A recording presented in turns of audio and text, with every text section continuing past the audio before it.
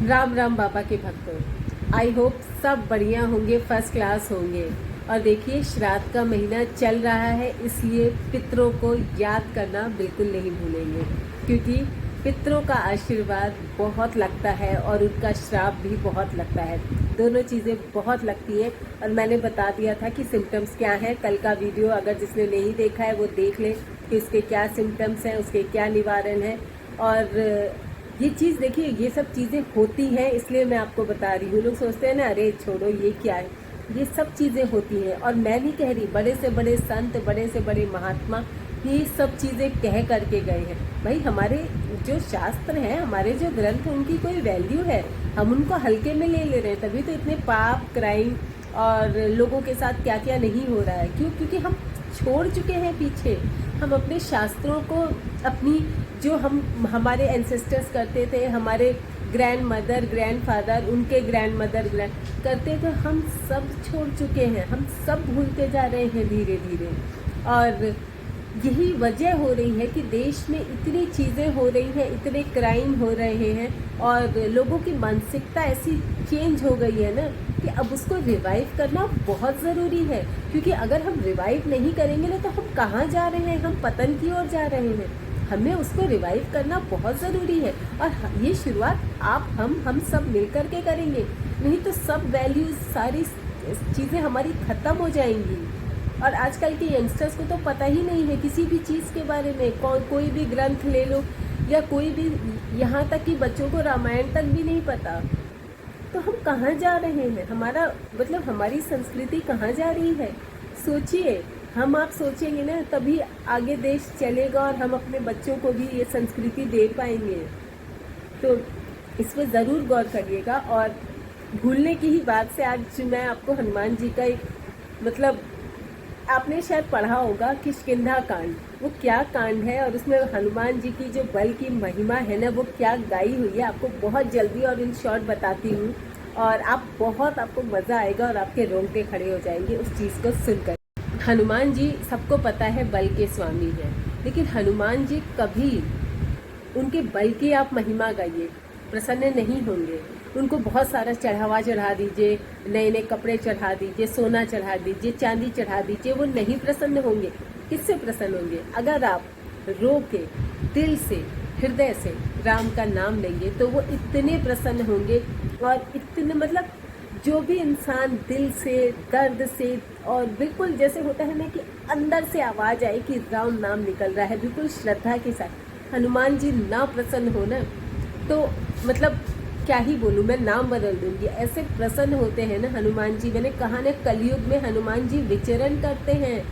तो आपको देखते हैं, हम सबको देख रहे हैं, वो बस वो ये देखते हैं कि किसकी श्रद्धा कितनी सच्ची है और कैसी है। तो प्लीज़ हनुमान जी को बिल्कुल अपने दिल से लगा के रखिए। और हनुमान जी के, राम जी को, जिनका नाम लेना आपको सबसे ज़रूरी है, सबसे ज़्यादा, न सोना, न चांदी, न बल की गाथा, न किसी चीज़ से नहीं प्रसन्न होंगे। सिर्फ दिल से, हृदय से राम का नाम लेने से प्रसन्न होंगे। बहुत आसान है उनको प्रसन्न करना। तो चलिए, ये जो बहुत छोटा सा किष्किंधा कांड बताती हूँ आपको। जब ये राम, लक्ष्मण, हनुमान जी सब समुद्र पार करके उनको लंका जाना था ना, तो बहुत दुविधा हो गई थी, क्योंकि समुद्र कैसे पार किया जाए। लंका समुद्र के उस पार थी। ये स्टोरी मैं सुना रही हूँ, आप लोगों ने बहुत बार सुनी होगी, लेकिन क्या होता है ना कि रिवाइव होती रहती है। हम सुनते रहते हैं ना, तो चीज़ें रिवाइव होती हैं। जैसे मैं भी बहुत सारी चीज़ें भूल जाती हूँ, लेकिन मैं सुनती रहती हूँ तो मुझे वो चीज़ें रिवाइव होती रहती हैं। तो इसलिए मैं बता रही हूँ। तो जब हनुमान जी खड़े थे समुद्र के किनारे, और राम जी, लक्ष्मण जी, सारे लोग खड़े थे, तो हनुमान जी को एक श्राप मिला था कि वो अपनी शक्तियाँ भूल जाते थे। अपना, मतलब उनको अपना जो पावर थी वो भूल जाती थी। एक ऋषि ने उनको श्राप दिया था। ये भी बहुत इंटरेस्टिंग बात है जो मैं आपको बताऊंगी कभी। तो उसके बाद हनुमान जी बिल्कुल खड़े हुए थे और समुद्र के उस पार जाना था। हनुमान जी के लिए तो चुटकियों का काम था, लेकिन उनको अपनी शक्तियाँ याद ही नहीं थी। तो कैसे जामवंत जी उनको उनकी शक्तियाँ याद दिला रहे हैं, और हनुमान जी जो है, याद नहीं आ रहा उनको कुछ। वो कितनी सारी चीज़ें उनको बोलते हैं, लेकिन उनको कुछ भी याद नहीं आता है। उन्होंने बोला कि तुम तो बुद्धि, विवेक सबके स्वामी हो, लेकिन तब भी उनको चीज़ें याद नहीं। तुम पवन पुत्र हो, पवन के समान तुम्हारा वेग है, तुम मतलब हवा में उड़ सकते हो, बिल्कुल पवन की तरह चल सकते हो। ये सब चीज़ें जो हैं जामवंत जी हनुमान जी को याद दिला रहे हैं, लेकिन हनुमान जी सब भूल करके बैठे हुए हैं। उनको चीज़ें कब याद आई, बहुत इंटरेस्टिंग चीज़ है, उनको चीज़ें कब याद आई, क्या कहने से उनको अपनी जो शक्ति थी वो याद आई, और वो शक्ति ऐसी याद आई कि समुद्र पार करके वो जो उनको कार्य दिया गया था वो 2 मिनट में कराए। कर तो वो बहुत कुछ सकते थे, रावण का वही संहार कर सकते थे, लंका को उठा करके ला सकते थे, लेकिन जो उनको आदेश मिला था उन्होंने वही किया, क्योंकि उनकी शक्तियाँ तो अपार हैं। इतनी शक्तियाँ हैं ना हनुमान जी की कि शायद ही कोई भी किसी के पास इतनी अपार शक्तियाँ होंगी जितनी हनुमान जी के पास है। और मैंने कहा वो कलयुग के देवता है, वो विचरण करते रहते हैं, वो हम सबको देख रहे हैं। इसलिए हनुमान चालीसा ओम हनुमते नमः का जाप ज़रूर करें, रोज करें, जितना हो सके उतना। कवन सो काज कठिन जग माही, जो नहीं होए तात तुम पाही। तो जामवंत जी कहते हैं कि त्रिलोक में ऐसा कोई काम नहीं है हनुमान जो तुम नहीं कर सकते हो। लेकिन हनुमान जी तब भी नहीं उठे, उन्हें अपनी शक्तियों का ध्यान तब भी नहीं आया।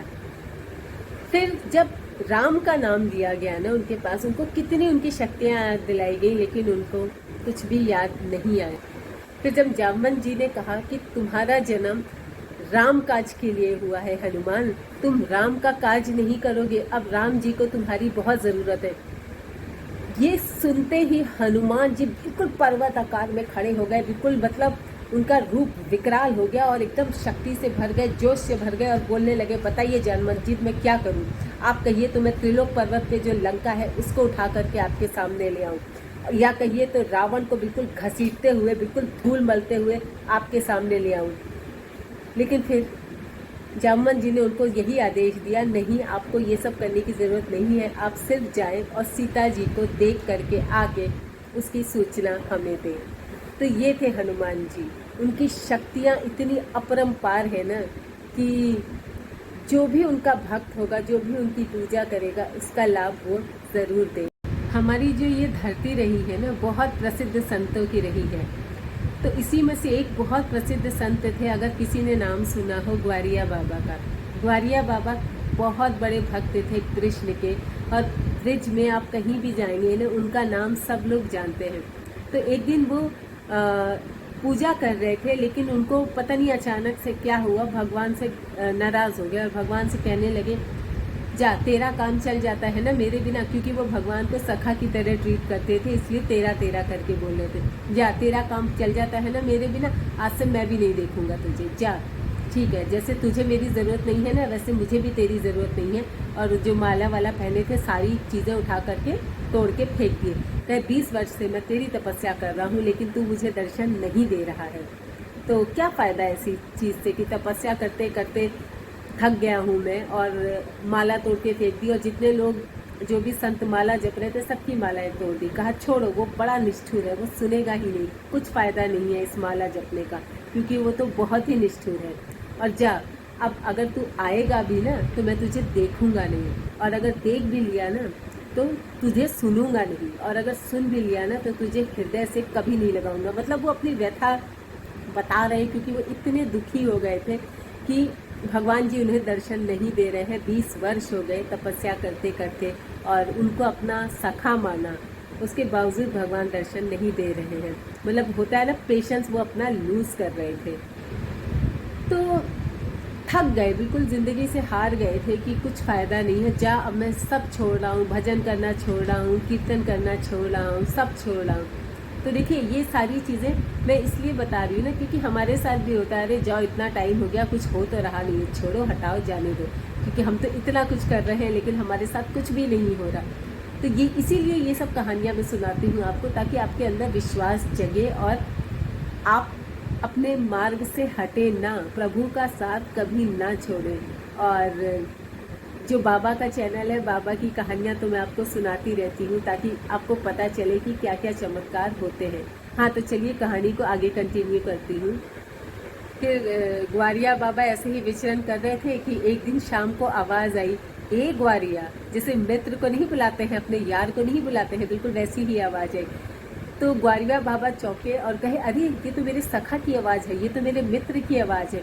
और भाग करके गए और देखे, और भागते ही ऐसा गले से, ऐसा हृदय से लगाया, वो अपनी कई सारी बातें भूल गए कि उन्होंने क्या क्या कहा था। मैं देखूंगा नहीं, मैं गले से नहीं लगाऊंगा, मैं हृदय से नहीं लगाऊंगा, मैं बोलूंगा नहीं। लेकिन जब मित्र की छवि देखी ना, उनसे रहा नहीं गया और वो भाग करके बिल्कुल हृदय से लगा लिया और टप टप टप टप आंसू बहने लगे।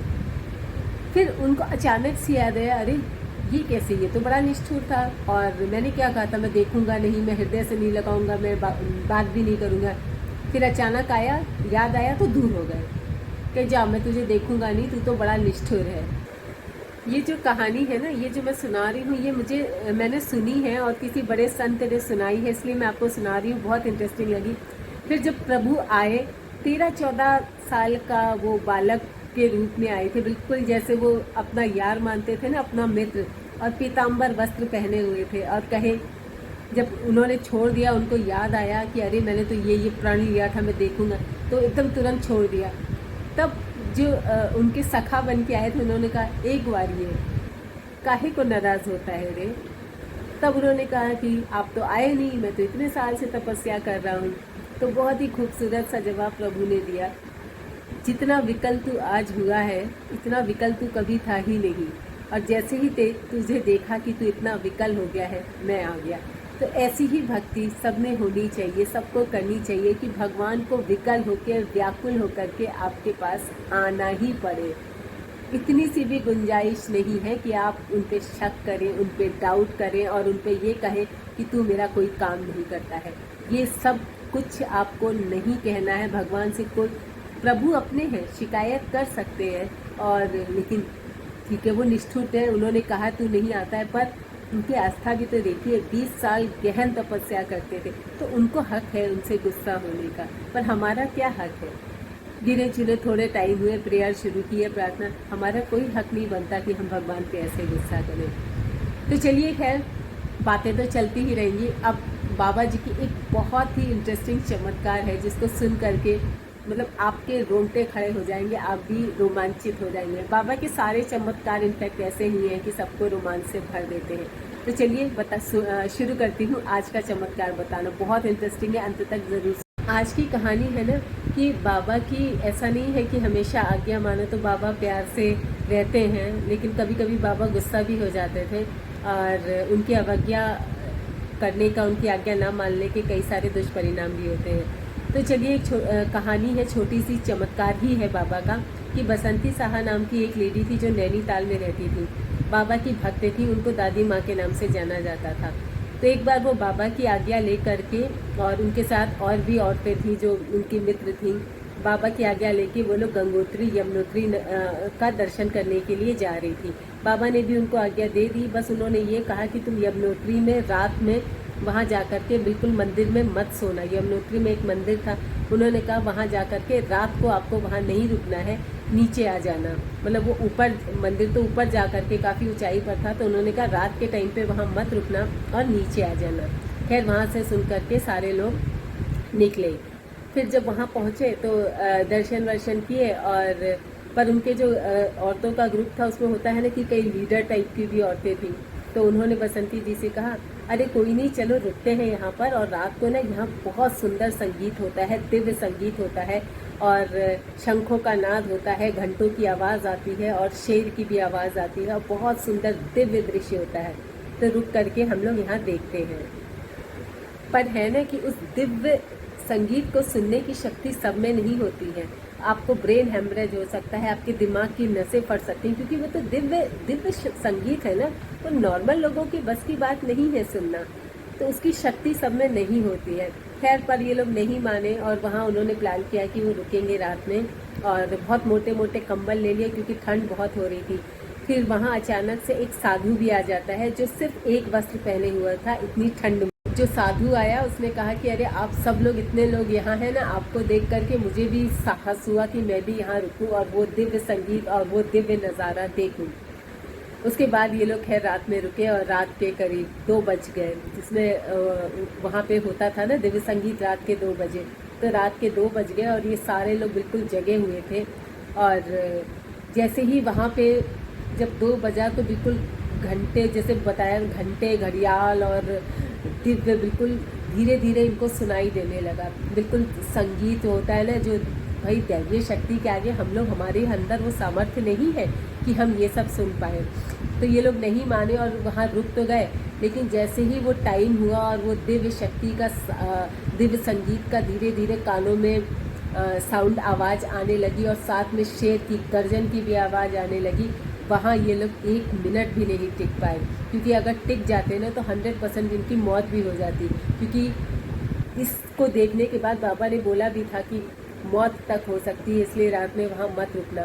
खैर ये लोग बिल्कुल जान बचा करके वहाँ से भागे, और जब भागते भागते नीचे आए, क्योंकि ये तो मतलब हल्का सा सुन के ही इनके दिमाग की नसें फटने लगी और तुरंत वहाँ से भागे। पूरा देख लेते तो शायद सच में उनकी मृत्यु तक हो जाती। तो जब नीचे आए देखा वो बाबा तो है ही नहीं, वो बाबा पता नहीं कहाँ लापता हो गए। उसके बाद जो है फिर जब नीचे आए, नीचे आकर फिर जब ये वापस कैंची के लिए जाने लगे तो रास्ते में ये लोग जो बस से जा रहे थे वो बस जा कर के गड्ढे में गिर गई, और जो तेल की टंकी थी वो फट गई। वो गड्ढे में गिरी नहीं, सॉरी, वो क्या हुआ कि एक बस इधर से आ रही थी, दूसरी बस इधर, तो दो बसों में ना बहुत ज़बरदस्त टक्कर हो गई। और इस टक्कर में हुआ क्या कि उनकी जो तेल की टंकी है बस की वो फट गई। और सोचिए तेल जब बस से पेट्रोल निकलने लगता है तो आग भी बहुत तेज़ी से लगती है। खैर भगवान की कृपा से इन लोगों को कुछ नहीं हुआ, बहुत सेफली ये लोग कैंची धाम पहुंच गए। और जैसे ही पहुंचे और बाबा के पास पहुंचे तो बाबा ने बहुत बहुत प्यारा सा शब्द कहा। बाबा जी ने कहा, तुम लोगों ने मेरी बात नहीं सुनी और तुम सब लोग यमुनोत्री में मर जाते, और तुम्हारी बस का जो टक्कर हो गया था, जो इतना भयंकर टक्कर हुआ था, अगर मैं बस को आकर के नहीं रोकता तो आज तुम लोग यहाँ नहीं होते। तो मतलब बाबा ने कहा अगर मैं बस के आगे खड़ा नहीं होता तो तुम सब यहाँ नहीं होते। यानी मुझे लगता है वो जो साधु के वेश में एक साधु आया था वो बाबा ही थे जो उनको वहाँ से बचा करके नीचे लेके आए, और उसके बाद वो बाबा ही थे जो इतनी तेज़ टक्कर होने के बाद भी उनको कुछ नहीं हुआ। तो देखिए बाबा को गुस्सा तो आया होगा उनकी अवज्ञा, लेकिन उन्होंने बहुत प्यार से, वो कभी गुस्सा करते ही नहीं थे, अपने भक्तों को बोला कि भाई जो मैं कहूँ थोड़ी सी बात सुन लिया करो। और उनको भी रियलाइज़ हो गया कि उन्होंने कितनी बड़ी गलती की थी।